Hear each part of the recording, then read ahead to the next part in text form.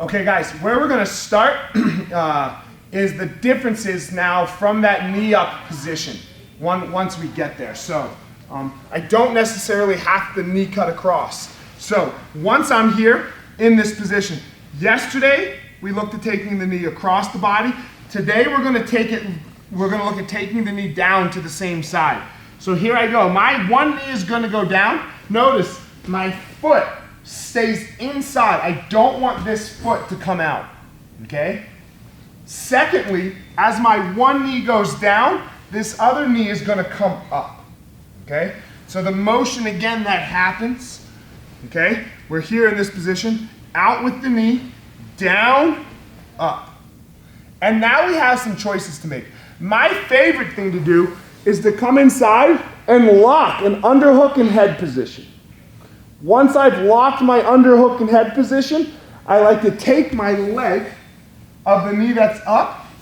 I personally like to match it right inside this hip, okay? In between his hip and my knee. So once I'm here, up, knee down. So my knees are touching, and now here I am passing the guard. To repeat or to add to the flow, the way I would do this is Professor would escape, side control. I'd stand, he'd make his De La Riva grips, okay? Enter into the Ashi, go ahead, move. Sweep me over.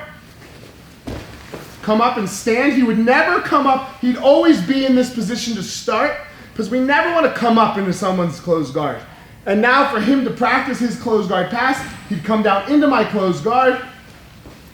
All the way. He'd punch the hands into the armpits, and now it would be his turn to start the whole pass.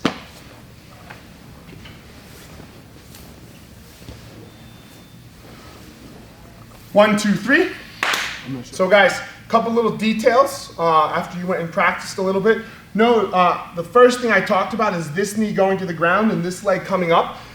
The reason for both of them is to prevent the half guard from happening. I don't want to get stuck in a half guard scenario. What am I saying? Is as I put this knee down, look, if my foot clears, half guard.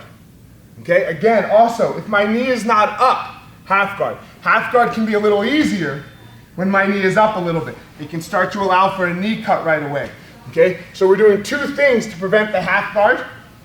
One of them being keeping this leg's foot inside the hamstring, okay, from here, down, and up. I have two things that have prevented. I come inside and I lock tight, okay? This is the first option we looked at. The other option is holding with one hand, getting the gi, and my other hand scooping inside of his leg here. So that now, instead of stepping my knee out, I fall to the hip. I'm holding this leg up in the air so that he cannot put the foot on the ground and start escaping his hips. That would kill this pass. That's why I'm controlling this leg. Professor, can you move out? He's stuck, right? He can move out a little bit, but when he moves out, he can then not move himself back in, and I'll be able to turn his legs the other way and be in the side control position. One more time. So, we got our knee up in the middle. We go down and up.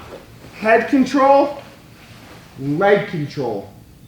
From this position, I fall to the hip, and then I can grab the pants, and no-gi, there's no pants to grab. Push, side control.